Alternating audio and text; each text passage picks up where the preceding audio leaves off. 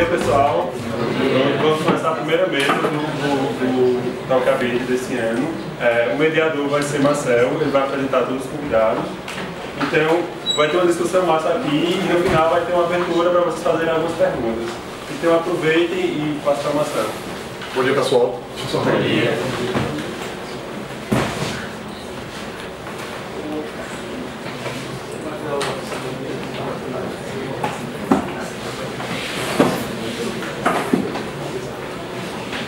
Bom dia mais uma vez. A gente vai começar a primeira mesa do Talkabit, da quarta edição do Talkabit. E a gente vai discutir sobre tecnologias relacionadas à mídia, com foco principal em processamento gráfico. A gente, para discutir sobre o tema, temos 4 convidados.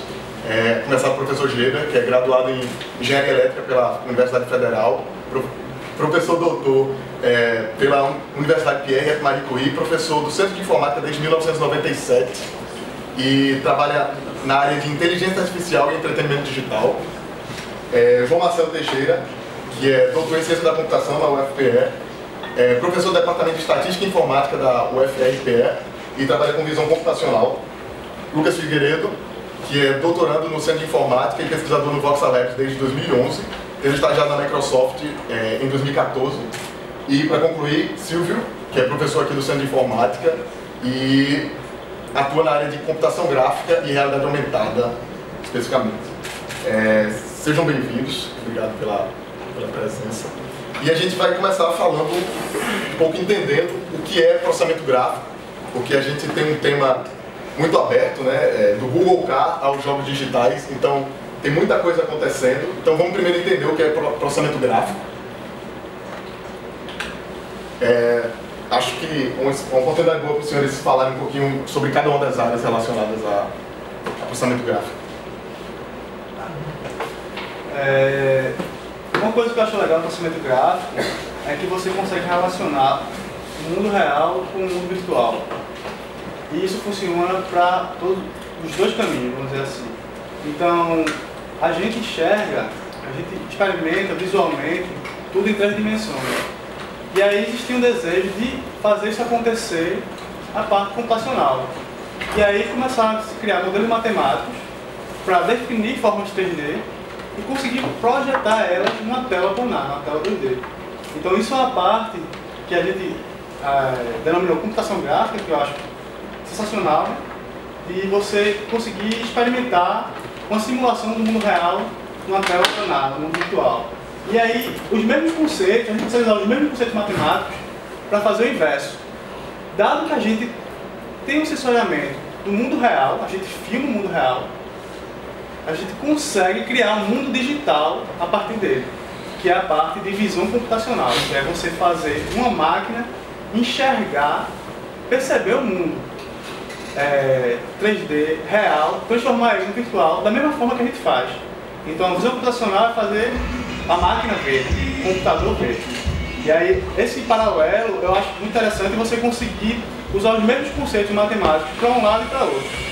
Então, assim, isso para mim é fantástico de processamento gráfico. Lucas falou agora sobre visão computacional, o computador enxergar. E para a gente enxergar é uma atividade rotineira, a gente faz com certa facilidade, salvo várias exceções. E às vezes parece que é fácil fazer o computador enxergar, mas acho que não é, né? O professor João Marcelo já começou a dar risada ali. Quais são as dificuldades, João, em fazer visão computacional? A gente, para fazer o computador enxergar, precisa definir alguns pontos do ambiente, e esses pontos a gente chama de características. Então, é muito fácil você olhar, por exemplo, para uma plateia dessa, que tem muita gente diferente, e saber localizar exatamente para onde eu estou olhando. Mas se eu olho, por exemplo, para uma parede totalmente em branco, fica difícil saber para qual ponto da parede exato eu estou olhando. Por quê? Porque a parede é muito igual, não tem variação de textura.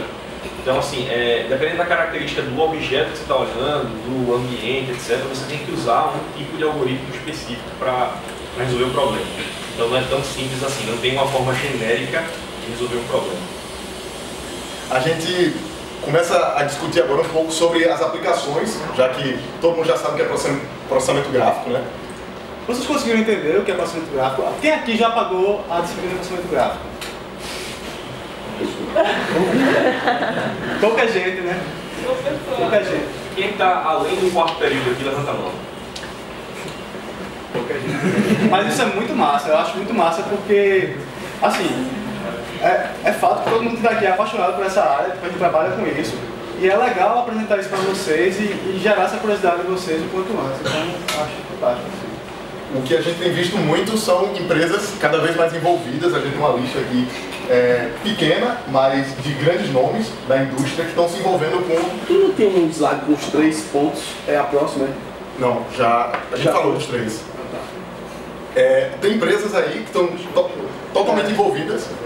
Não, mas assim, vocês têm, ficou claro, eu tive a impressão que eu não sei, vocês entenderam bem qual é.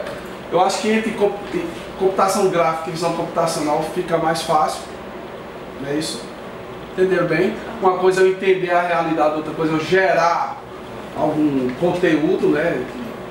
E tem processamento de imagem, que a gente não falou do terceiro ponto. Só estou aqui. Que na realidade o processamento de imagem, na maioria dos casos, né, para a visão computacional dá suporte, né? Processamento de imagem é utilizado como na metade ali dos algoritmos. Quando está implementando os algoritmos, aí processamento de imagem entra, né? Em quais outros cenários processamento de imagem, além dos algoritmos, pode ser visto? Você pode utilizar muito processamento de imagem como um filtro. Então imagina que você tem uma foto antiga e você quer restaurar aquela foto. Na verdade eu não preciso saber se tem uma pessoa naquela imagem, se tem um cachorro. Não precisa reconhecer nada, você só está trabalhando. Você está tratando, está aplicando um filtro naquele conteúdo. Então isso é um exemplo clássico de processamento de imagem. Pega uma fotografia que é transformada meio antiga, assim, um sépia, e processa, fica assim. Você já viu esse tipo de aplicativo? Tem um monte desse no celular de você para melhorar a qualidade das fotos, clarear, não sei o que, isso é tudo processamento de imagem. Você pode ter um vídeo também, você perdeu alguns frames, baseado no frame anterior e no frame anterior, você consegue recuperar o frame do meio também. Pode ter, beleza. E tem mix, né, também, que pode colorir um filme que não foi feito originalmente em colorido, aí você tem que reconhecer os objetos e depois processar. Acho que com isso fica mais claro. No caso, o processamento gráfico é uma área que tem a realidade aumentada, processamento de imagem, tem tudo isso englobado dentro dele. Ou são áreas... A gente entende que o processamento gráfico tem vários entendimentos, mas assim, um deles que eu gosto de pensar é que ele engloba a parte de computação gráfica, que é dado que você tem dados que definem modelos 3D, você gera imagens. Tem a parte de processamento de imagens, que pega uma imagem e gera outra, então você tem uma imagem em preto e branco e gera imagem colorida. E tem a parte de visão computacional, que é dado que você tem uma imagem, você recupera informações dessa imagem. Então você tem uma imagem, você recupera informação dos objetos 3D que estão naquela imagem, você reconhece uma pessoa, você sabe qual a cor dos olhos da pessoa. E aí tem essas três: computação gráfica, processamento de imagem. Mas é o seguinte, isso é um negócio bem centro de informática, entendeu? Exatamente. No processamento gráfico, você vai, por exemplo, o principal congresso brasileiro da área, o simpósio brasileiro de computação gráfica e processamento de imagem, o CIBGRAPH. Então, normalmente na literatura você vai encontrar esse processamento de imagem, computação gráfica, isso separado. Os caras não fazem esse chapéu para chamar de processamento gráfico. Não, isso é uma terminologia mais daqui, interna nossa. E aí, eu acho que o mais importante de entender a hierarquia é entender como os conceitos se relacionam. E tu falou realidade aumentada. A realidade aumentada tem elementos de visão computacional, então você tem que entender o ambiente. E tem elementos de computação gráfica que você tem que projetar modelos 3D naquele ambiente. Vocês vão ver os exemplos. Então, assim, é mais interessante você entender como os elementos se relacionam, como as áreas de conceitos se relacionam, do que tentar achar uma hierarquia perfeita que engloba tudo. Porque hoje não existe mais isso. Em realidade aumentada a gente faz coisas de aprendizagem de máquina. Então, assim... Que é inteligência artificial. Que é inteligência artificial. Então, visão computacional, se você parar para pensar, está fazendo o computador enxergar. Isso é inteligência artificial. Você está dando inteligência ao computador. Tipo, se fosse um... Então, é mais interessante vocês entenderem os conceitos e tentar relacionar eles do que achar uma hierarquia perfeita. E voltando às aplicações, o que é que tem mudado no mercado, o que é que tem mudado na tecnologia que tem feito a gente chegar aqui e discutir sobre essas tecnologias, sobre produtos em torno dessa tecnologia? Porque agora é o momento da gente discutir isso. O que é que tem acontecido de interessante? Porque essas empresas estão cada vez mais se envolvendo, procurando investir nessas áreas. A gente pode dizer que houve diversos saltos, né, na história da computação gráfica, desde a década de 60, que foi o começo da computação gráfica, com o trabalho do professor Ivan Sutherland, do MIT, que conseguia produzir figuras geométricas, né, com uma parte de interface que ele tinha lá. Isso na década de 60 foi impressionante. E eles inclusive diziam que esse seria o primeiro momento que o computador ele faria mais do que simplesmente ser uma máquina para calcular coisas. Ela também interagia com o ser humano. E a gente pode até talvez listar vários saltos que houve aí, como por exemplo a introdução de motor gráfico, por exemplo, um salto GPU, que é a unidade de processamento gráfico, né? E hardware também. E tem outros que a gente pode citar. E tudo isso, na verdade, catalisado pelo mercado. Em particular o mercado de jogos, né? O mercado de jogos é um mercado que puxou muito todo esse desenvolvimento de computação gráfica a fundo. O mercado que realmente as placas gráficas, né, as GPUs, foram a principal demanda industrial para jogar, entendeu? Então o jogo teve um papel muito grande de puxador do que a academia vinha já desenvolvendo na área de computação gráfica. Os caras na área de jogos frequentam assiduamente o principal congresso brasileiro, o internacional, que é o SIGGRAPH, né, de computação gráfica. Então é uma das áreas que puxou muito assim. As pesquisas, tem muita pesquisa focada em computação gráfica com a motivação de jogo. E eu acho que outra coisa interessante é a miniaturização desses dispositivos. Então você tinha placas gráficas que começaram a aparecer, né, o hardware específico para a computação gráfica. Fantástico. E aí você começa a diminuir essas coisas de tamanho. Então hoje você consegue ter esse tipo de processamento com um celular. E aí você coloca o celular numa caixa que não sei se vocês já tiveram contato com o Google Cardboard, ou tem um dispositivo também da Samsung, que você coloca no rosto e aquilo é acionado para processamento gráfico e aquilo lhe dá a impressão de realidade virtual. Então eu acho que o salto ele está nos consoles e nos dispositivos móveis, no sentido que a gente consegue fazer coisas fantásticas, miniaturizadas, assim, pequenas, que você consegue usar, e o custo da RV passa a ser um custo que você consegue ter de forma massiva. Antes, você para experimentar a realidade virtual de qualidade, você tinha que ir para um laboratório, você tinha que ter uma estrutura muito cara. E hoje não, qualquer pessoa tem acesso a isso. Aí, cada vez mais, a popularização fica mais fácil. Vamos mostrar um pouquinho de umas aplicações e depois a gente discute mais sobre isso. A primeira aplicação é o Google Car. Não sei quem já teve a oportunidade de ver.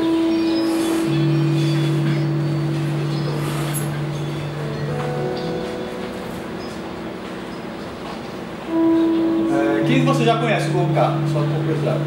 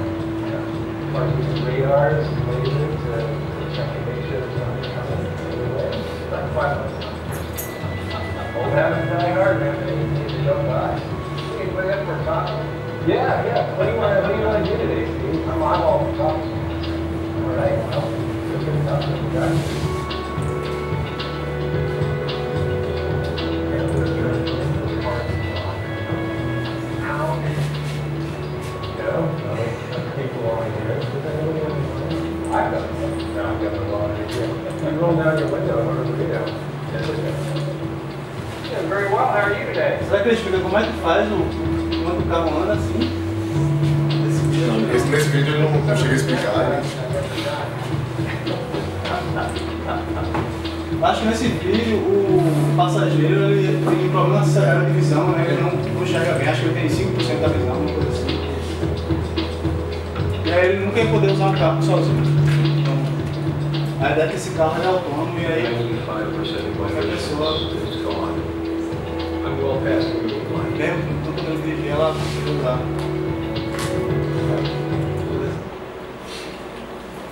Quando o conceito de direção autônoma ele foi criado, se pensava numa rede em que todos os carros seriam unificados. Mas num dado momento esse conceito ele foi extinto e hoje em dia praticamente quase todos os projetos de direção autônoma que quase todos os projetos de direção autônoma são baseados no carro ter a própria capacidade de dirigir, de entender o ambiente ao redor dele. Por que essa passagem se passou? O que aconteceu essa passagem assim? Mas na verdade não se passou. Se você olhar para a tecnologia de fabricante de carros, etc., como por exemplo, você pega uma Ford e carro de luxo da Ford. Eles estão desenvolvendo tecnologia de rede para carro, e um carro da Ford consegue conversar com outro carro da Ford. Para que isso é importante? Essas redes ad hoc que se criam à medida que os carros se aproximam. Porque se você tiver um carro na frente do carro frear, o outro que está atrás já sabe que o carro freou. Então, ele pode não precisa nem usar a visão para isso, mas ele já detecta a freada e já consegue reduzir e evitar acidente. Então, tem muito disso acontecendo também em paralelo. Não se extinguiu totalmente, não. Mas o fato é que é muito... Não, senhor, também me lembro que eu acho que o Divino está falando também, porque eu acho que existia uma ideia de fazer estradas inteligentes, né? Tipo, o carro se comunicava com a estrada, né? Era uma coisa mais integrada. Então talvez isso não tenha ido muito para frente, porque isso também depende da iniciativa de governo, né? De investir nessa ideia. Né? Isso aí tem um lag aí. E aí as outras tecnologias devem ter avançado mais. O que eu vejo mais é o custo de implantação. Você implantar um carro que ele consegue dirigir sozinho, independente dos outros carros, é mais fácil.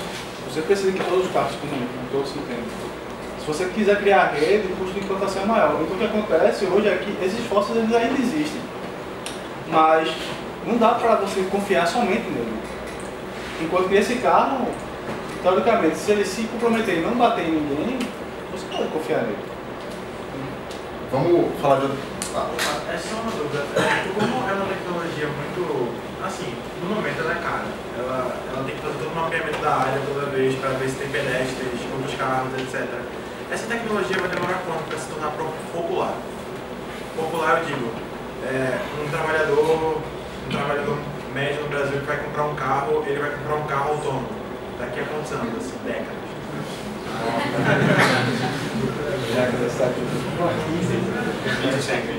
E aí, especulando. Certamente isso deve começar nos países mais desenvolvidos, né? Alemanha e tal. Porque no Brasil, as nossas estradas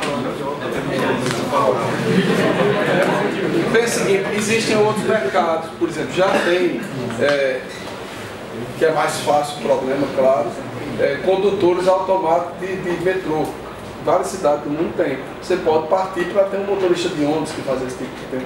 Ou então, para acabar com essa discussão idiota contra o Uber, que aliás acabou de ser votada essa semana, infelizmente, pela nossa Câmara Municipal, aí você aproveita e aposenta os taxistas por robô mesmo. Aí pelo menos os caras vão tratar. Então pode ter outras utilizações que não sejam pessoais, que é uma venda para governo, para coisa do gênero. Até porque se todo mundo resolver andar de carro na nossa cidade, a gente está lascado, né? Então não investir em transporte coletivo. Vamos continuar falando das aplicações, depois a gente volta para discutir um pouco mais sobre o Google Car. Tem muita coisa legal para falar. Pronto, realidade aumentada é outra aplicação muito forte de processamento gráfico, né? É uma coisa que no Vox a gente faz muito, realidade aumentada. E como é que essa tecnologia funciona? O que é realidade aumentada, primeiramente? E como é que essa tecnologia funciona? A realidade aumentada é a inserção de elementos virtuais que aparentemente não existem no mundo real. Então, para eu fazer essa inserção de forma coerente, eu preciso entender, de certa forma, o que é que eu estou vendo, né? O que está à minha volta. Então, por exemplo, se eu quero colocar um bicho de pelúcia do Mickey em cima dessa bandeja aqui que o pessoal usa como suporte para dar palestra, eu tenho que saber exatamente que essa bandeja está aqui, que ela tem essa transparência, então isso aqui é um plano, etc. Então eu tenho que ter algoritmos que conseguem identificar um ambiente para eu poder posicionar de forma adequada, simulando até física, se for o caso, o objeto lá em cima. Então, se eu consigo enganar o usuário e posicionar o elemento corretamente de acordo com o ambiente, eu estou fazendo realidade aumentada. Todo mundo entendeu o que é realidade aumentada? Tem um conceito mais amplo que hoje se discute na área, que é aumentar a realidade. Pode ser não somente você combinar os mundos 3D, real e virtual, mas é simplesmente você aumentar o usuário em relação ao mundo real. Então você está dando mais informações para o usuário sobre aquele mundo real, que elas estão contextualizadas de alguma forma, mas não precisa ser exatamente um modelo 3D. E aí isso, a gente está falando aqui de processamento gráfico, mas isso envolve também, então para você ver, que não é exatamente uma área dentro de outra. realidade aumentada pode incluir a parte sonora também. Então, eu estar aqui e escutar um som e eu ir para o outro canto da sala e escutar outro som, só por eu estar me movimentando dentro da sala e simulando um som virtual aqui, nem você está escutando, mas eu com meu fone de ouvido estou escutando uma música ambiente que existe no jukebox que está aqui. Se eu for para outro canto, o som fica menor. Isso é realidade aumentada. Você está aumentando o ambiente, fingindo uma coisa virtual que não existe, mas não é visual, é uma coisa auditiva. Então, a área não está exatamente dentro da outra, né? Mas elas se relacionam, tem relação forte. Vamos dar uma olhada em algumas aplicações. Esse é um demo que a gente tem lá no Voxa, é o RT2AR. Está todo mundo enxergando, né?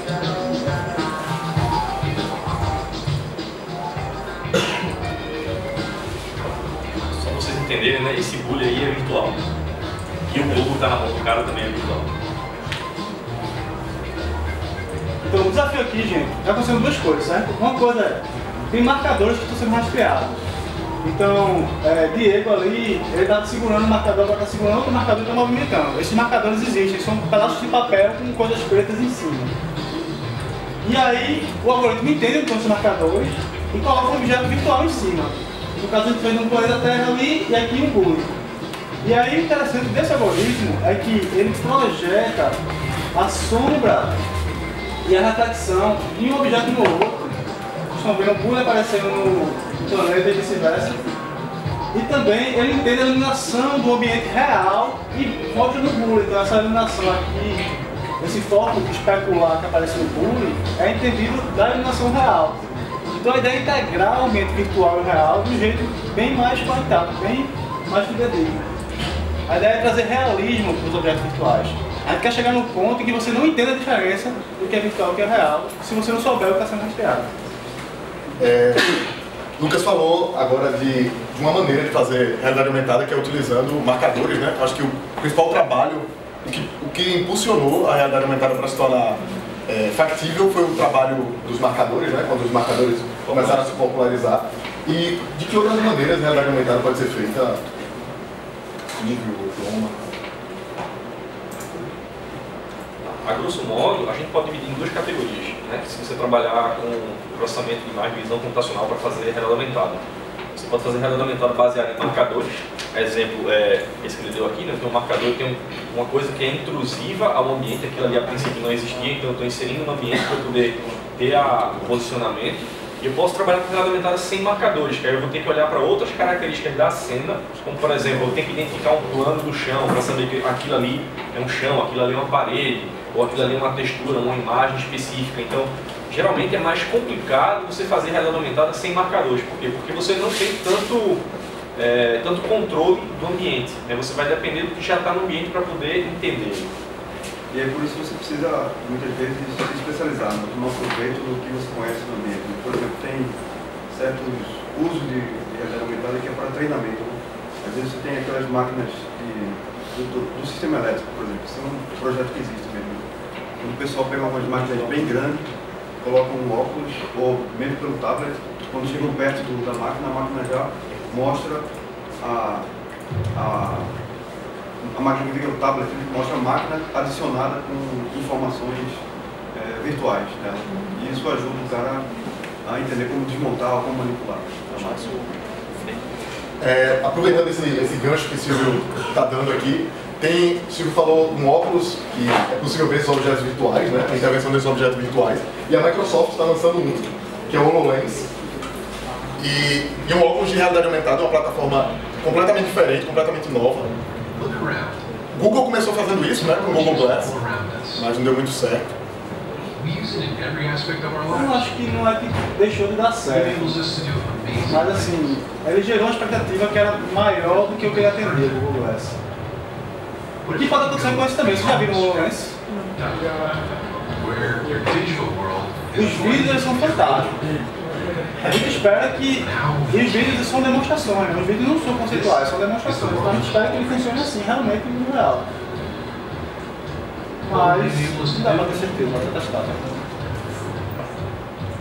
New ways to visualize our work. I have an idea for the fuel tank.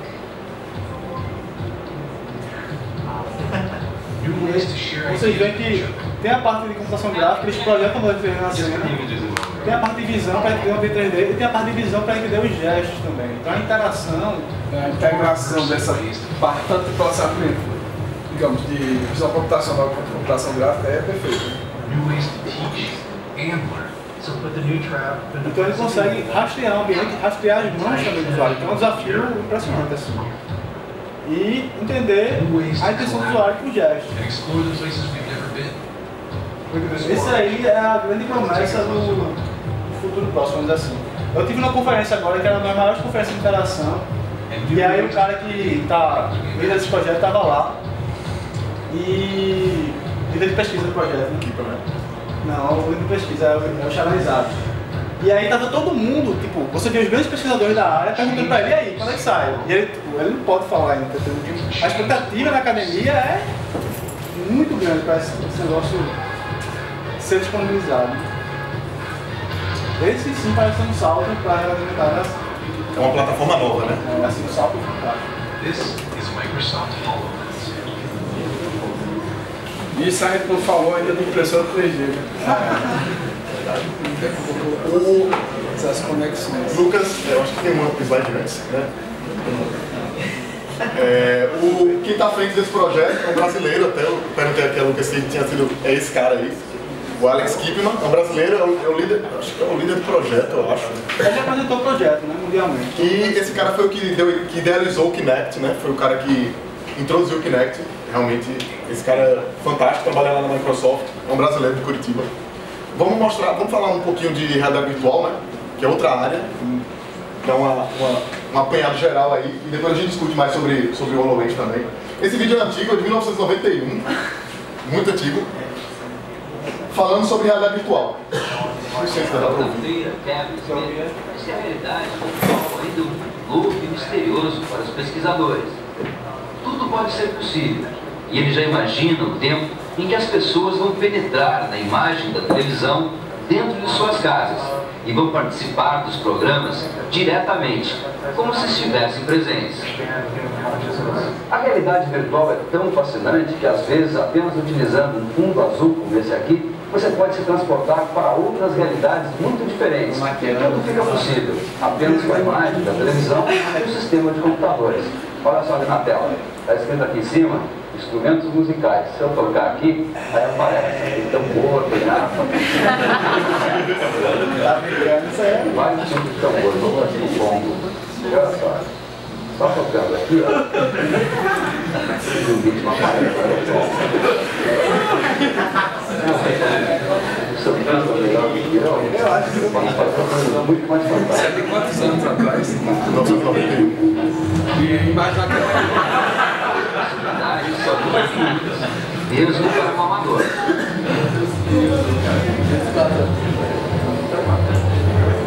Agora, outro instrumento musical. Isso é realidade virtual, né? Acho que é legal a gente dizer para o pessoal aí o que é realidade virtual, na realidade. Mais uma vez, eu acho que, assim, tem conceitos bem formalizados e tal. Aqui vocês veem que não tem nada de 3D, né? O conceito de 3D se perde. Mas é difícil negar que é uma realidade virtual, porque, de certa forma, o contexto muda, o usuário está inserido ali, existe um contínuo que o pessoal chama de o contínuo da realidade virtual. Você parte da realidade, você tem a realidade aumentada, que é inserir objetos virtuais na realidade. E aí tem a realidade misturada. E depois tem a realidade virtual, que você tem o ambiente totalmente virtual. E na realidade misturada, poderia ser alguma coisa tipo isso. O ambiente é virtual, você insere o real no virtual. Até uma coisa completamente virtual que você, quando está jogando, está 100%. Exatamente, aí tem tá acontecendo no outro mundo. O professor Gênero trabalha com música, né? O senhor já conhece alguma aplicação que use realidade virtual em música? Ótimo, essa é uma ótima pergunta, porque é bom saber que 20 anos atrás o cara achava que já podia fazer coisa de música, para dizer que hoje ele ainda não consegue. Isso porque eu tenho aqui um exemplo, certo? Bem rapidinho. Vamos ver se ele detecta que eu estou aqui. Isso é um experimento que a gente fez recente, uns 2, 3 anos atrás, que a gente achava que essas novas tecnologias, como o Wiki, Next, etc., iam funcionar super bem, porque você vê um monte de vídeo legal. Aí a gente juntou 10 músicos profissionais e eles destruíram a pronto, certo? Porque tinha latência pra caramba, tem um monte de gestos mínimos que os músicos fazem com muita nuance, né? A gente não conseguia detectar. Então esse é só para exemplificar, e é de outra coisa que eu vou falar mais na frente aqui. Ou vou falar logo, já que eu estou com a bola, né? Porque é o seguinte, o que o Lucas falou aqui, em vez de ficar tentando entender hierarquias de áreas, entender que há um diálogo entre processamento de imagem, visão computacional e computação gráfica, eu queria ir um pouquinho além para bagunçar a conversa aqui. Também com processamento de som, síntese de som. Síntese de som é igual à computação gráfica, só que é de som. O computador gera sons. E o processamento de sons é como se fosse a visão computacional, reconhecimento de sons, essas coisas todas. E por quê? E mais do que isso, e com tudo que é físico, que aí tem a ver com essa conversa aqui. Por quê? Porque se você só ficar no universo do processamento gráfico, é aquela metáfora de que para quem só tem martelo, tudo parece com prego, entendeu? Então, você quer usar o martelo em todas essas situações. E aí existe um universo de coisas, entre elas, para bagunçar mesmo aqui, uma cacetada de sensores. Um monte de sensores que tem por aí, que servem para capturar certas coisas. E que dá para fazer as interfaces multimodais. Então, por exemplo, a gente, para resolver esse problema aqui, sei lá, posso fazer ainda, falar? Então, a gente terminou, porque, só para mostrar para vocês, um negócio tão bom quanto isso aqui, tem esse instrumento se chama uma conga, tem várias maneiras, vários toques diferentes que o músico faz e tiram sons diferentes dela, e é muito difícil você só com um algoritmo, se você usar um algoritmo que captura todas as nuances, aí vai ter latência. Então, por exemplo, para resolver esse tipo de coisa, a gente teve que ter uma arquitetura para usar, além de uma parte gráfica, a gente teve que usar um piezoelétrico para saber exatamente quando o cara bateu, e a gente teve que usar um sensor de força para saber se depois que o cara bateu ele ainda deixou a mão, se pressionou, deixou de pressionar. Então, se você tentar resolver todos os problemas com uma ferramenta só, está lascado. Então, a minha mensagem aqui é: abram o olho, porque essas coisas conversam. Aí eu tenho um videozinho aqui, básico. Acho que a mensagem nesse negócio da conga é: HoloLens. HoloLens parece ser fantástico. Bota o cara para tocar uma conga virtual. O cara tentou fazer em 91, ele vai tentar fazer hoje só com visão computacional, com uma ferramenta top de visão computacional. Não vai funcionar.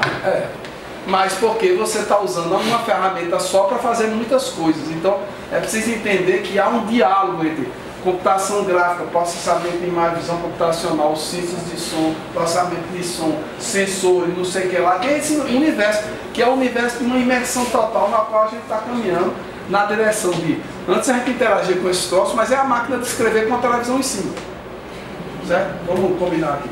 É uma máquina de escrever, da tipografia, com a televisão em cima. Aí depois apareceu esse negócio aqui, que é um apontador. É muito pobre como forma de interação. E o que esse povo todinho aqui está trabalhando é com novas formas de você conversar com o computador e o computador responder para você. Os jogos utilizam isso a fundo, mas não somente, né? A gente vai ver.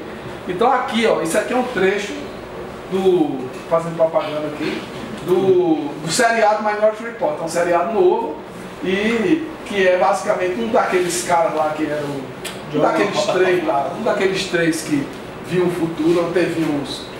Esse cara sai do exílio dele e ele começa a ver coisas. Certo? E tem o detetive com o qual ele vai fazer uma parceria e aquele vê que tem um problema aqui no mundo. Eita, mas aí tem que ter um som, né?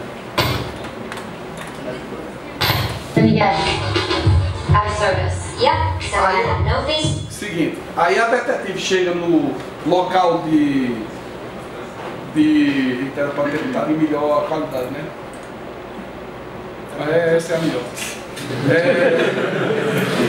A detetive chega no lugar onde houve um assassinato e ela está tentando investigar. Então ela vai rever o ambiente, projeta tudo. Vai ter todos os negócios que vocês falaram aí. Rex, no identity scans.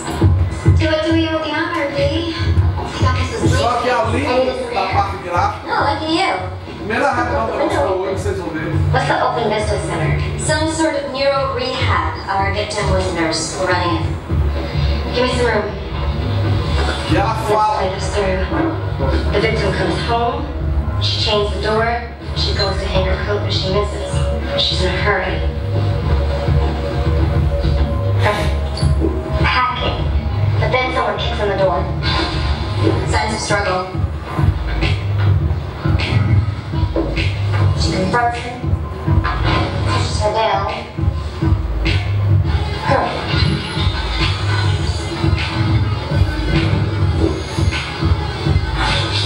She defends herself.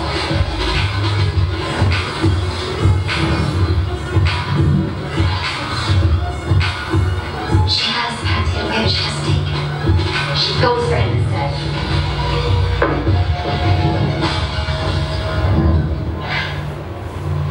She lets it happen. Why? Our victim was protecting someone. Can you believe we used to stop this stuff before it happened? Unfortunately, pre-crime was way before our time, bro. Now all we do is mop up messes. Who was she protecting? Why, you think our perp made himself a sandwich? None of us is still in kindergarten. Let's show me infrared next.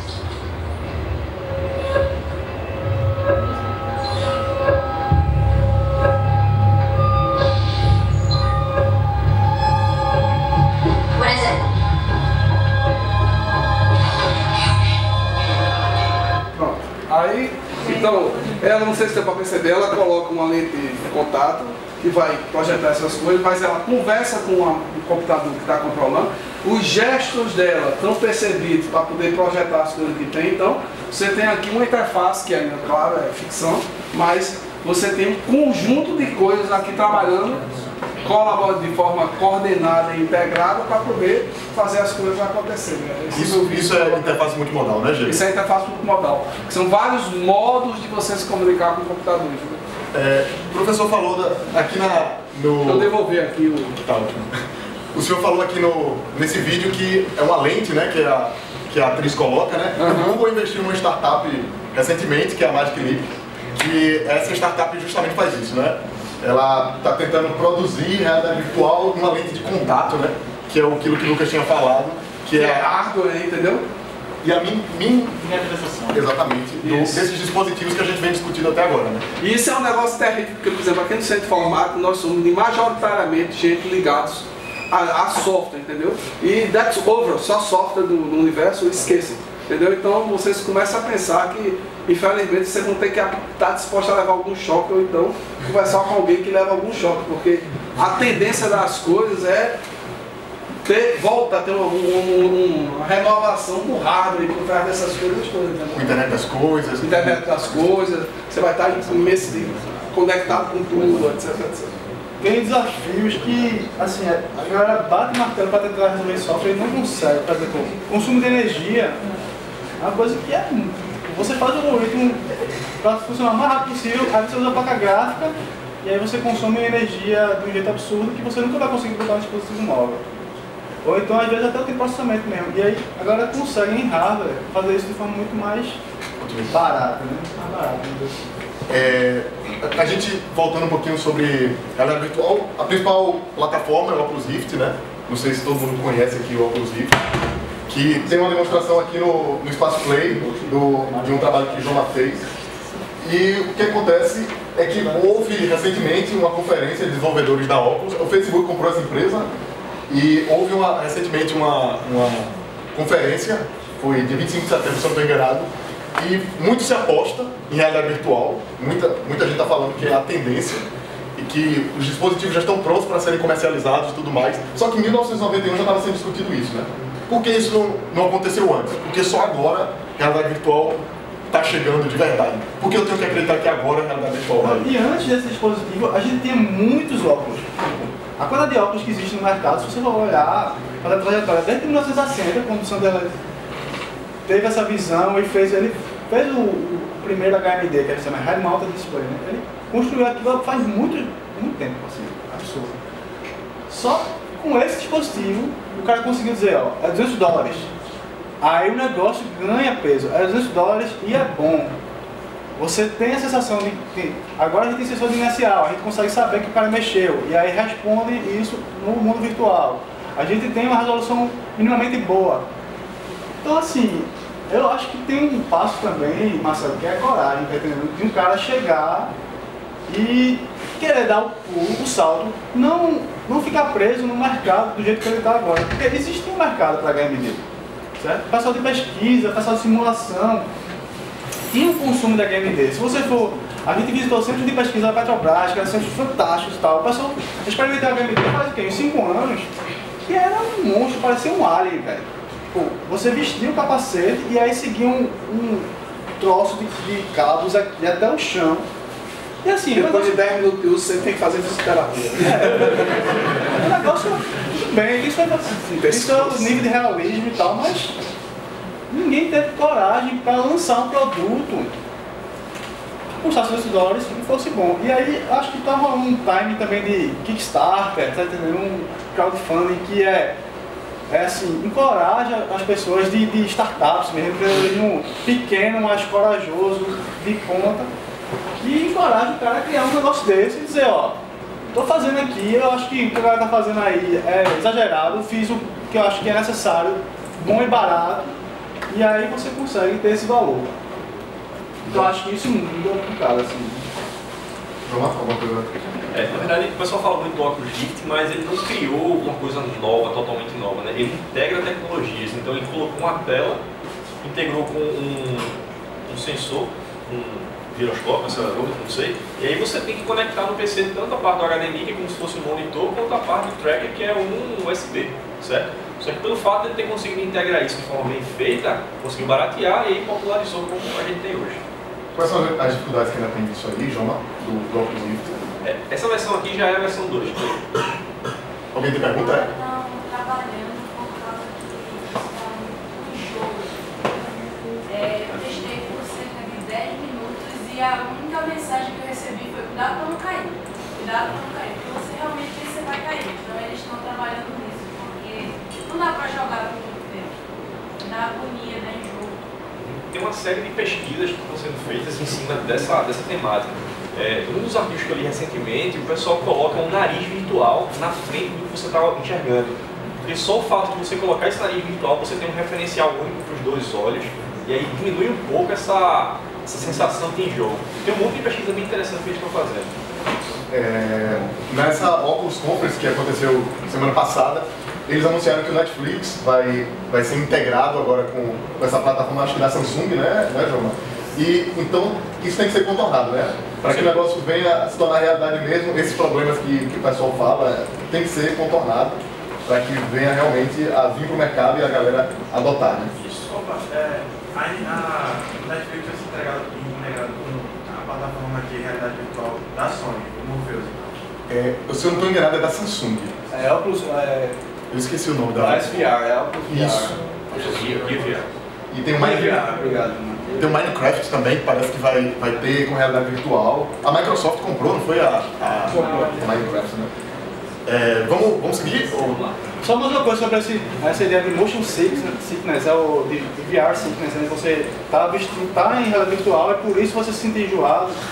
Tem muita pesquisa, então uma das coisas também que tem o nariz, a ideia é você voltar um pouco do referencial do mundo real para o mundo virtual para contextualizar a pessoa e não fazer ela se sentir enjoada. Então, tem muita pesquisa também de integral, de fazer você mudar de um mundo virtual para um real com um gesto, por exemplo. Porque aí você consegue se relocalizar ou de dar um fade, entendeu? Então, nas arestas do que você está vendo, você vê um pouquinho do mundo real e aí, aos poucos você vê o mundo virtual para contextualizar de volta no mundo real quando você se sentir mal.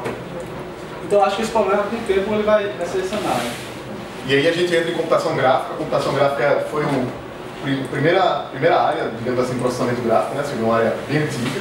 E tem muita aplicação, jogos, cinema, essa arte, impressão 3D é uma coisa que também hoje interessante, porque a parte de modelagem matemática toda que foi desenvolvida para a computação gráfica hoje está sendo usada para outras áreas. Até a área que também atua, que é a tomografia, usa muita coisa que foi desenvolvida na computação gráfica.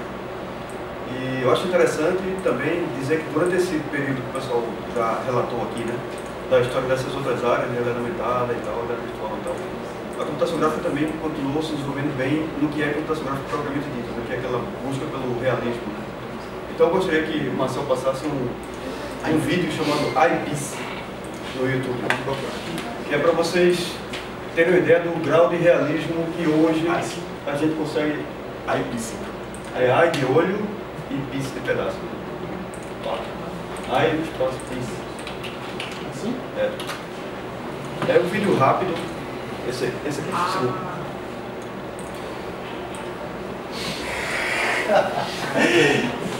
Isso é absolutamente sintético.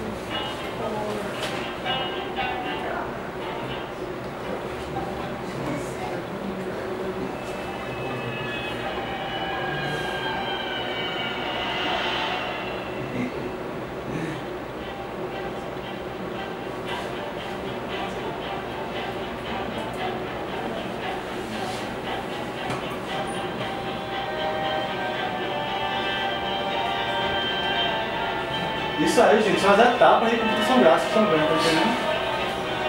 Então, essas coisas realmente elas acontecem nos algoritmos, assim, você tem que passar por cada dessas etapas para conseguir ter esse resultado final. E aí, por conta disso, quer dizer, para você produzir algo desse tipo aí, né, a computação gráfica recebe muito conhecimento que vem de outras áreas, como a física, principalmente a física. Tem uma área dentro da computação gráfica chamada modelagem baseada na física, que é usada para esse tipo de coisa, para hiperrealismo, mas também ela é usada, digamos, até em realidade aumentada, né, quando você vai fazer o aumento, né, com um objeto 3D virtual, e você vai incorporar a iluminação, né, do ambiente, você precisa ter também conhecimento da física aí. Mas eu acho que talvez é interessante também falar que talvez o principal conhecimento, né, que catalisa, ou que dá suporte à computação gráfica é da matemática, da parte de geometria, principalmente. Geometria projetiva, né, álgebra linear, e tem outras áreas dentro da própria matemática que a gente pode citar também, né, que são muito utilizadas na computação gráfica hoje em dia. A computação gráfica é muito ampla, né, principalmente se você pegar jogos, né, a área de jogos, por exemplo, a parte, aliás, eu diria, não jogos, não estou dizendo jogos como se fosse uma área da computação gráfica, mas a parte da computação gráfica de jogos é algo também fascinante, né, e imenso, que também interage com outras áreas, como inteligência artificial e tal, né, a parte de design também, conversa bastante. Silvio, a gente pode dizer que a indústria dos jogos foi que mais deu demanda para a computação gráfica, para o desenvolvimento da área, ou outras indústrias também estão relacionadas com isso? Como é? Eu acho que o CGB talvez possa falar melhor, mas... Outras também, cinema, né? Cinema, por exemplo. Cinema, toda a parte de cinema de animação puxou muito a computação gráfica, entendeu? Você fazer aqueles modelos de cabelo para que fique realmente legal, que o jogo, como é muito rápido, às vezes certos níveis de detalhe não são tão importantes, entendeu? Então os caras não... Porque tudo tem que ser renderizado em tempo real, é outro tipo de demanda. A área de simulação também é outra área muito... Eu estava dando um exemplo quando a gente conversava aqui. Hoje, por exemplo, você faz um estádio para Sydney, não sei se aqui no Brasil tem esse padrão, mas na Olimpíada de Sydney já tinha. Cara, para validar todas o que eles construíram para a Olimpíada, eles tinham as maquetes virtuais dos prédios e eles tinham de crowd simulation, simulação de multidões ali dentro, para saber se dá uma confusão e quanto tempo os caras conseguem evacuar o local. Entendeu? Então, assim, tem vários usos. Agora, sem dúvida, jogos assim que puxou muito, eu diria que jogos e cinema foram as duas áreas que mais puxaram pela computação gráfica nos últimos termos de mercado, certo? O Geber falou de cinema, a gente tem um exemplo muito legal, saiu, não sei de quando essa matéria, 2014, falando de um ator que ele faleceu e ele vai ser recriado, ele vai ser um personagem virtual lá nesse filme Jogos Vorazes, eu acho que o pessoal gosta aí, né? Mas isso daí já tinha sido usado também, foi em 3D, se eu não me engano. Tem filmes que quando o ator morre já tinha sido criado. Isso na época, já em 2001, 2004, o pessoal já estava usando esse tipo de estratégia. Ficava bom, não lembro o resultado.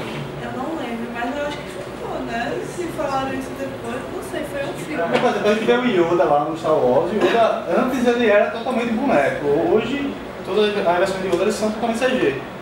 Você ainda percebe, mas assim, é um nível aceitável. Agora você recriar uma pessoa que existe mesmo, não seria o método comercial, da Johnny Walker, se não me engano, com o Bruce Lee, né? E ele já é mais ou menos antigo, que é sensacional, assim, é verdade. E não faz anos já, desculpa, tem uns 10 anos já, eu acho isso. Vitor? O que eu ia falar do caso do Velozes e Furiosos. Como eles não recriaram o rosto de Paul Walker no filme usando o combate dos irmãos, não seria um jeito desse. E, na minha opinião, ficou bem parecido. Tirando, no caso, a última cena que realmente você via que aquilo ali era um rosto computadorizado. A maior parte do filme você nem reparava que não foi o ator que gravou o filme completo. A vantagem da animação, do cinema, é que eles têm tempo. Porque quando a gente está num jogo digital, o feedback é em tempo real, ou seja, você tem alguns milissegundos para fazer a renderização, que é justamente transformar os dados em imagem. No cinema você tem tempo de produção lá que você pode deixar o algoritmo rodando numa máquina absurdamente fantástica em termos de processamento gráfico.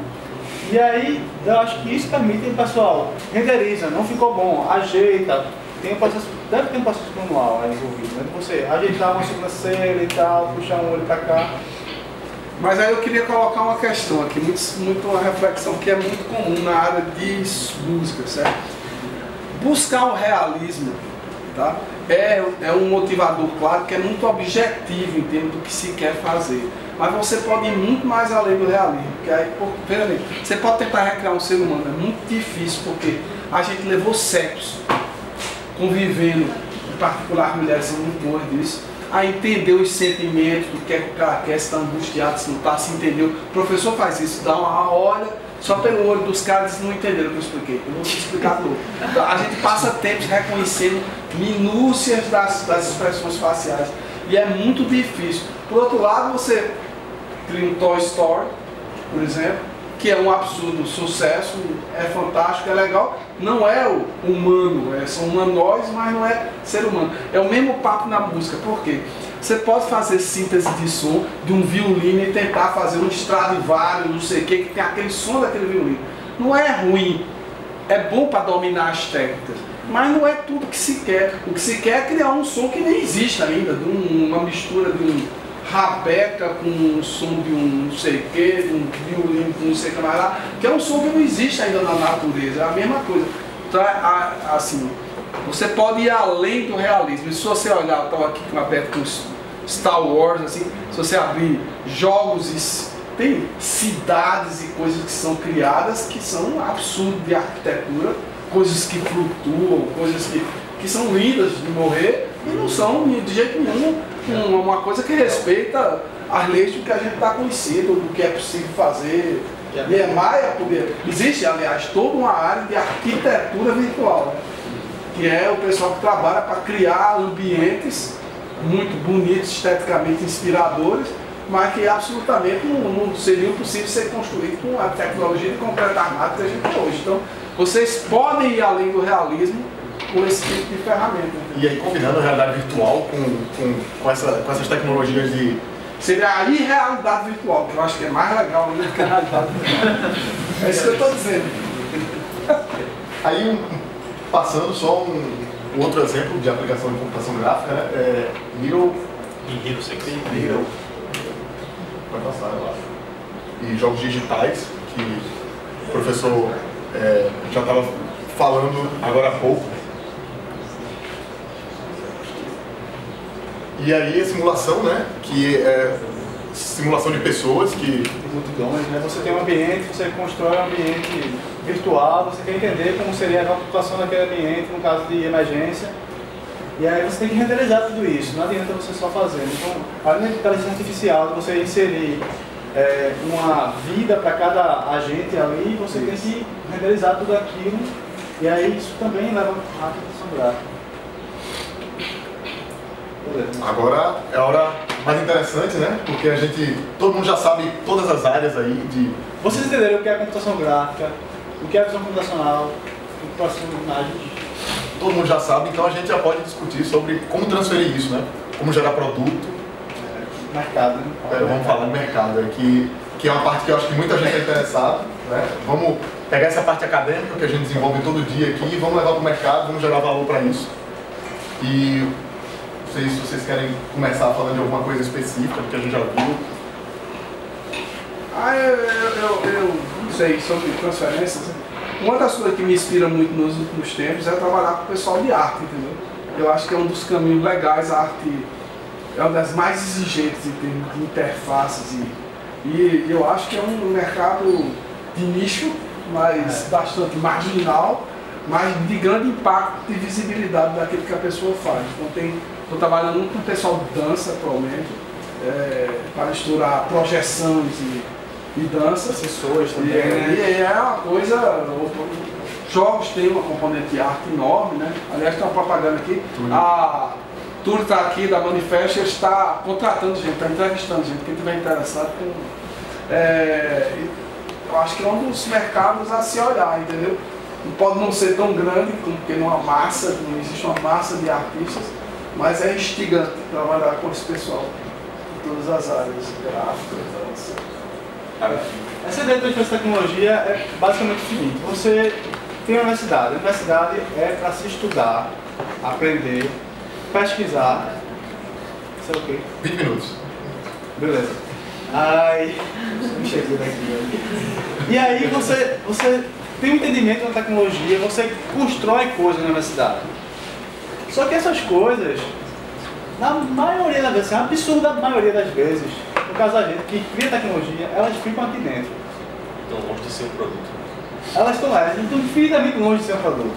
Você vê coisas fantásticas aqui. A gente faz coisas lá no laboratório, essas coisas que a gente olha por... É interessante, não tem como negar que é uma coisa interessante.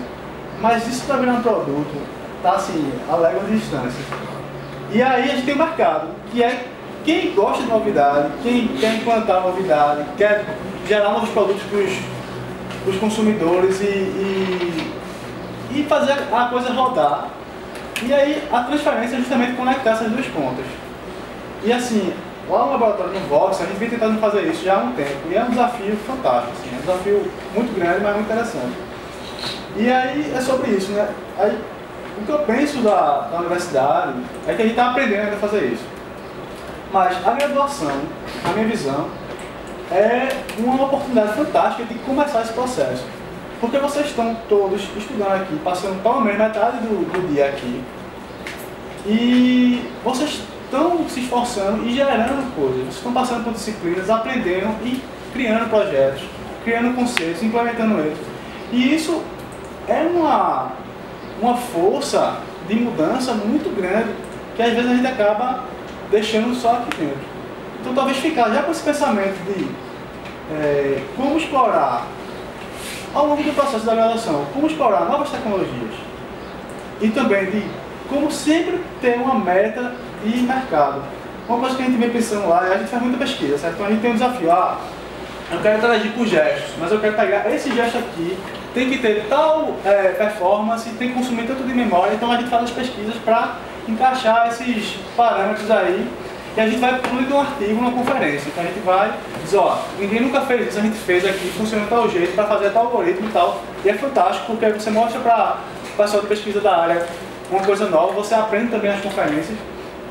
Mas muitas vezes a gente não está ligado numa ideia de produto, a gente não tem uma meta de para que isso vai ser usado.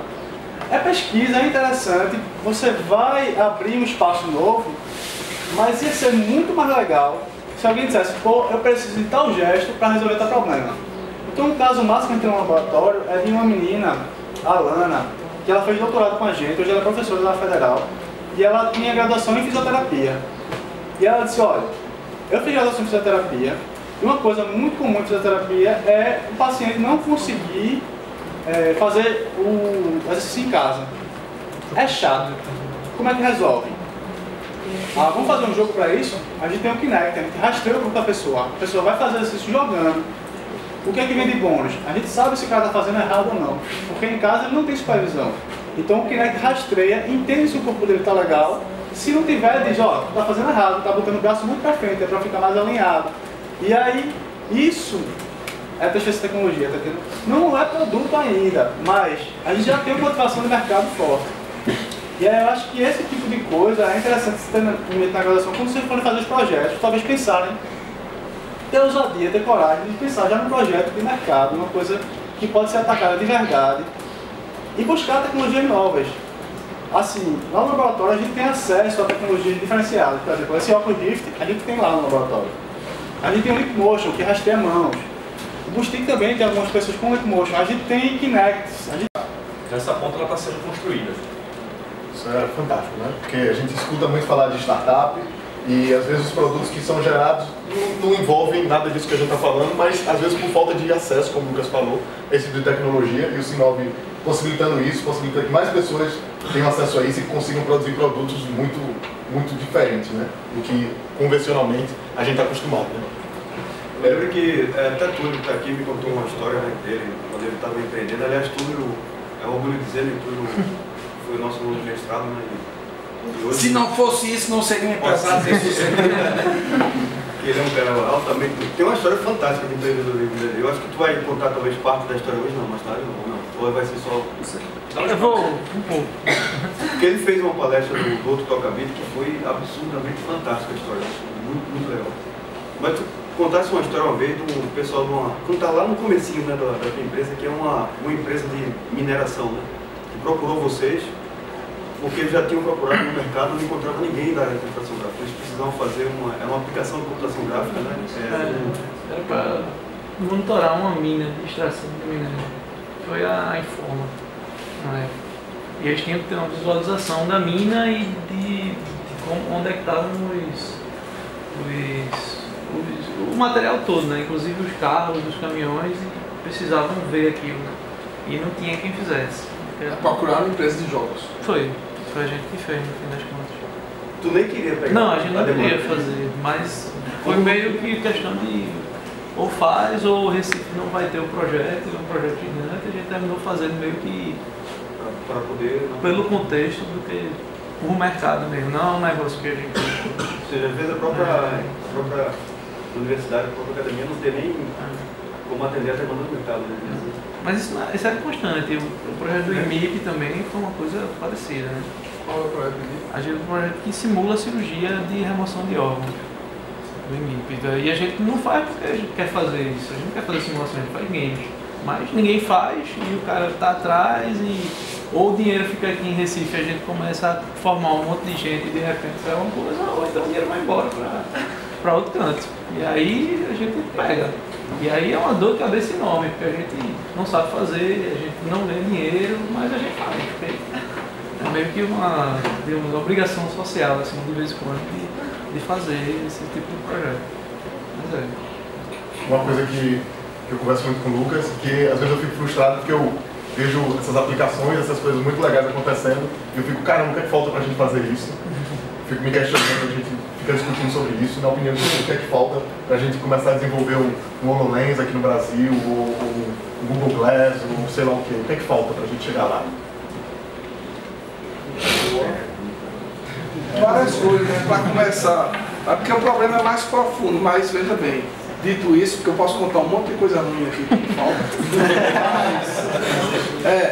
Porque veja bem, na base, para você ter esse tipo de coisa, tem que ter uma mentalidade empreendedora. E isso é uma coisa que a gente pode se orgulhar aqui em Recife. A gente tem, dentro do Centro Informático em particular, uma mentalidade empreendedora acima da média do que a gente vê no Brasil, o que não nos impede de enfrentar outro tipo de problema.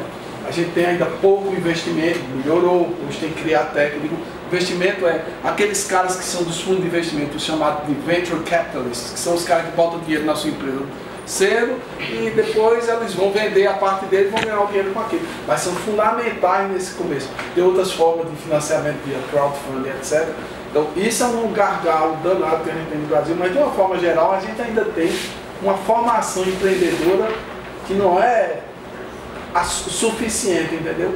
E pior, acho que nos últimos anos, porque vejam bem, vocês são novos, mas o Centro Informático e o César, hoje eu sou presidente do César, tem servido de muito tempo de farol, entendeu? Então, por exemplo, primeiros casos, preste atenção no negócio que se chama internet, parece uma piada, né? Mas foram esses caras disseram, preste atenção em programação orientada a objeto, ninguém prestava atenção nessas coisas. Preste atenção no mercado de dispositivos móveis, suas aplicações. Os primeiros celulares que você podia programar Os 6 primeiros da Motorola estavam aqui no Centro de Informática, e participaram do César. Entendeu? Então, a gente foi muito pioneiro em um conjunto de coisas. E eu acho que a gente, esse é o molde de todas as instituições grandes e de sucesso, é que com o passar do tempo elas se acomodam, entendeu? Então, essa é a minha crítica ampla.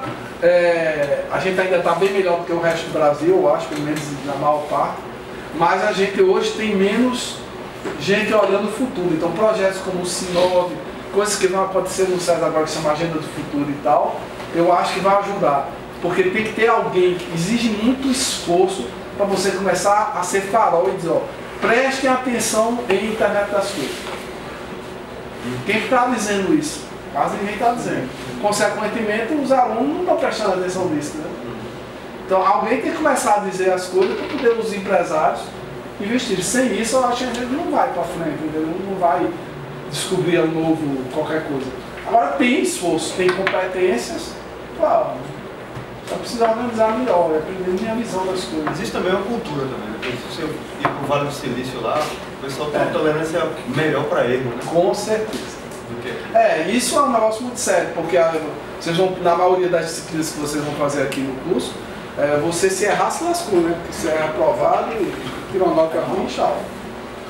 Projetão é uma das poucas disciplinas que você participa e aplaudite-se quando é errado. Quando chega aqui o cara diz, eu estava pensando nesse projeto, mas eu fiz os primeiros testes aí, ninguém quer usar, a gente aplaude o cara e diz, vai fazer outra coisa. Mas é isso também. A gente tem uma formação que pune muito o erro, né? E aí você não forma essa mentalidade de risco, né? Que é uma coisa diferente dos jogos, a palavra de academia versus jogo, né? No jogo você erra, tenta de novo, até você está jogando, né? Você aprende, desafio, passa por ali. Aí na academia a gente erra. Fora que jogos tem uma coisa, mas aí já muda de assunto, que tem um sistema de recompensa extremamente sofisticado, que você, no comecinho, enfrenta tarefas mais simples e é bem recompensado, se anima para encontrar as tarefas mais fáceis. Aqui, invariavelmente, nos primeiros semestres você faz as disciplinas mais difíceis. Então você enfrenta o boss no primeiro nível. Depois outros níveis vão ficando mais fáceis. Aí, essa forma de progressão pedagógica tem algum problema, eu acho. Mas assim, eu penso muito que a gente, né, vocês que estão na graduação, são excelência, sabe? O Centro de Informática era um centro fantástico, assim, tem, com todos os problemas, é um centro fantástico. E eu acho que a gente tem que ser mais ousado mesmo. Buscar mais, ter coragem para olhar para um negócio desse, em vez de pensar, pô, nunca vou mexer com Kinect, eu nunca vou mexer com um óculos virtual. Em vez de pensar nisso, pensar como é que eu faço para mexer com esse negócio. E aí, dica de passagem, tem Silvio, tem Alex que está sentado ali, tem mais, pode não ser a maioria, mas tem um conjunto de professores aqui com menos juízo, entendeu? Que topam sempre orientar os projetos mais diferentes aqui. Então o cara diz, eu estou com vontade de fazer, vai falar com o VT, com o Cristiano, tem gente aqui que vocês sempre vão encontrar, diz, eu estou com um projeto aqui diferente, um negócio assim, aí vai falar com o pessoal fazer um estágio, vai fazer um estágio. Tem. Tu sabe disso, Felipe Calegari, tem sempre os caras que podem dar o exemplo aqui. Então tem espaço, se vocês catarem, tiver o projeto mais maluco que tiver, tem sempre alguém aqui que está disposto a orientar, ajudar, arrumar, entendeu? Para fazer umas coisas mais assim, ousadas e diferentes. Agora, sendo farol, o que é que vocês dizem de futuro aí? O que é que tem de tendência na área de computação gráfica, realidade virtual, realidade aumentada, tudo que envolve o que a gente discutiu aqui? Qual é a tendência, na opinião do senhor? Posso começar? Pode sim. Eu acho que tem duas coisas importantes que vocês têm que estar prestando atenção, que são as interfaces multimodais e internet das coisas, que parecem ser coisas distintas, mas são completamente conectadas. Interfaces multimodais, quer dizer, eu interajo com a máquina de várias formas diferentes, voz, tom, digito, meus gestos e tal. A máquina entende tudo isso. E a internet das coisas. E está tudo conectado nas redes, etc, etc. As coisas. Eu acho que isso a gente tem que prestar uma atenção desgraçada. Eu acho que isso é uma tendência muito forte. O conceito de computador ser totalmente pulverizado, né? Tipo, você vive e o meio lhe ajuda a viver e a produzir. Então, tipo, isso já é uma revolução desgraçada. E nada mais é do que a passagem disso daqui para isso aqui. Agora, às vezes, é impressionante, às vezes conectar essas duas coisas é impossível. Então, você vê que tem desafios, às vezes você precisa de um pendrive, porque ainda hoje o cara precisa de um pendrive. Tá entendendo? Aí, ainda tem muito espaço, muita coisa para ser feita. Apesar de ter muita coisa integrada. A gente está falando muito de tendência de tecnologia, né? Mas se você pensar em tendência de problema ou de junção de problemas, eu acho que é importante a gente crescer para esse lado também. Então, por exemplo, tem projeto no Vox hoje em dia que é em cooperação com o professor de biologia, tem projeto no Vox que é em cooperação com gente de dança. Então, você juntar áreas diferentes para resolver problemas não só da computação é chave para sucesso também. Não ficar só bitolado aqui dentro, no seu mundinho, expandir é sempre bom. Hoje tem algumas disciplinas que dá para você já começar. Então, se você for para a disciplina de interface usuário-máquina, se você for para a disciplina de informática de sociedade hoje, projetão, você já pode começar com esse foco. De, primeiro que você faz é procurar um professor do outro centro. Pega uma área que você acha que tem potencial, vai em medicina, vai... Isso é importante. Primeiro, computação é a área meio, pessoal. É importante entender isso. A área meio significa que ela existe para resolver o problema dos outros. São muito poucos caras da computação que trabalham para a própria computação. O pessoal que faz compiladores é um exemplo disso, certo? Trabalha, os usuários dele, então, os clientes dele são os próprios caras da computação. No geral, a gente trabalha para resolver o problema dos outros. Então, isso que você está dizendo é crucial. E é escutando o problema dos outros que realmente você tem grandes desafios tecnológicos. Se é você mesmo que diz qual é o problema que você vai resolver, não vale, né? Porque quando você não consegue resolver, você simplifica o problema. Isso não é um problema. Então, muita procura. Silvio, em computação gráfica, o que é que o senhor vê de perspectiva aí para o futuro? Mas não um futuro tão longe como o Jeff falou, não um futuro mais próximo. Por exemplo, a gente pode falar por exemplo, a impressão 3D é uma área que é interessante, né? Você pode fazer com prótese de dentária ou até pedaço de crânio, né, para resolver problema de prótese. E você usa basicamente computação gráfica ajuda nisso, né? Você fazer a coisa com o máximo realismo nesse caso e tal. Mas sobre essa questão da impressão 3D, hoje em dia muita gente imagina que a impressão 3D ela vai ser uma nova forma de produção do futuro. Que muitos produtos vão poder ser produzidos com impressão 3D. Você acha que isso é possível ou você acha que também não é assim? Fala-se de uma nova revolução industrial, né? Exatamente. Já está acontecendo, né? Já. Eu não tenho dúvida nenhuma sobre isso, entendeu? Veja bem, um dos problemas de logística, já ouvi falar sobre isso, um problema desgraçado. Você faz um produto e esse produto tem que chegar na mão das pessoas. Hoje o comércio eletrônico facilitou muito a compra. Você vê o que quer, tá lá, paga, tá lá. Mas depois daí lascou, né? Porque aí o cara tem que mandar. Eu esperei, agora eu abri meu iPod, que quebrou, eu tenho uma iPod de 60 GB, não fabrica mais. Eu descobri que na China os caras vendiam o disco rígido, 3 meses para chegar aqui o disco rígido. Confusão da porra. Claro que algumas coisas não vão conseguir ser produzidas em 3D. Depende do material, tem coisas mais complexas. Mas Silvio deu alguns exemplos. Aí você compra o troço e vai buscar na esquina ali da sua casa que tem a gráfica. E tem impressão 3D de tecido, né, humano, né, e tal, você já está com isso. Biólogos, essas coisas vão evoluir bastante. A Amazon até patenteou uma tecnologia que eles imprimem o produto que você pede enquanto ele está sendo entregue. O conceito comercial já está aí, isso foi uma boa pegada assim. O conceito comercial já está aí. Não sei se você sabe, a maioria daquilo que você pede na Amazon, você encomenda na Amazon, é impresso na hora. Os livros. É mesmo? Porque eles fizeram a conta, com a evolução tecnológica de impressão, fica mais barato fazer isso do que guardar um estoque. Você tem um estoque, 500 livros de fulano de tal, sobre não sei o que lá. Aí não sai, o negócio fica lá, aí tem que manter, aí custa caro.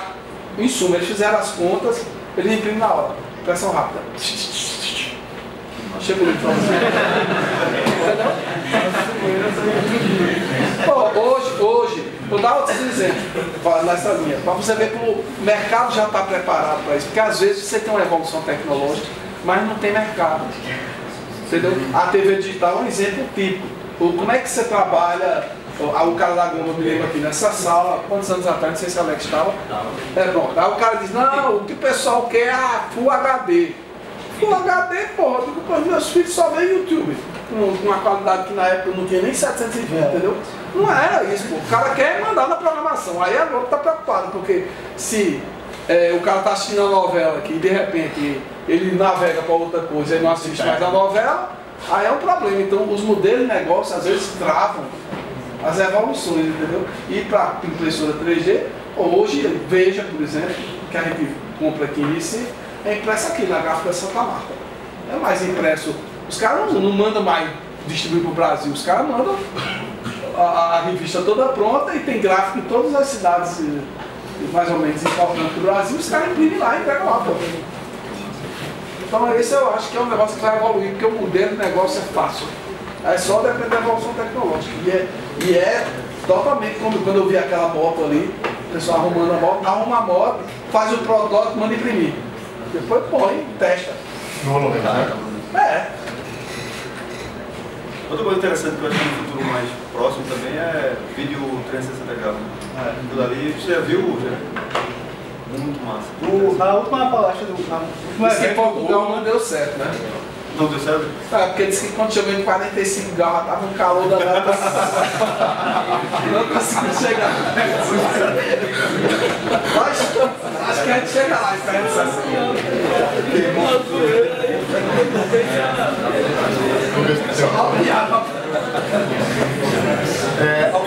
Algum de vocês tem alguma coisa a acrescentar? A gente está chegando no finalzinho, né?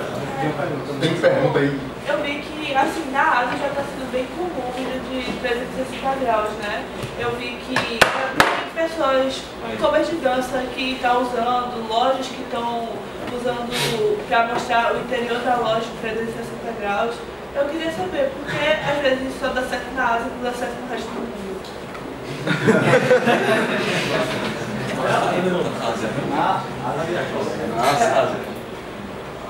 Eu vi principalmente Coreia do Sul e Japão, foi os dois assim.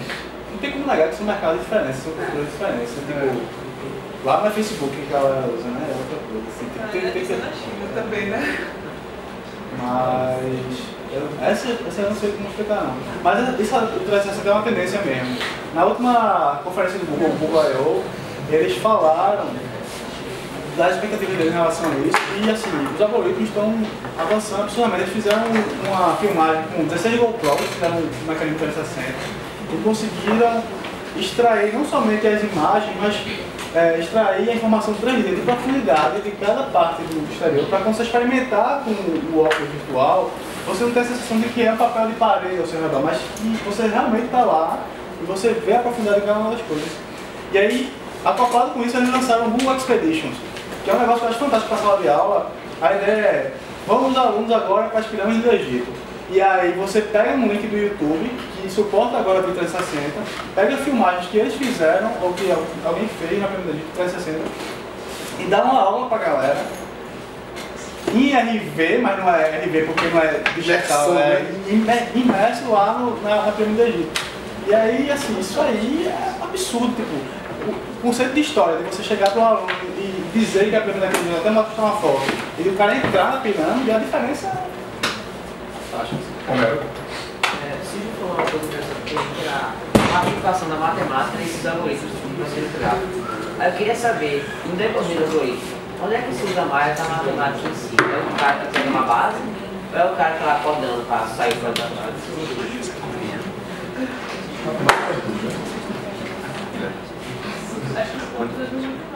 Tem muita ferramenta que facilita, tá entendendo? Mas você tem que ter os conceitos básicos. Lucas?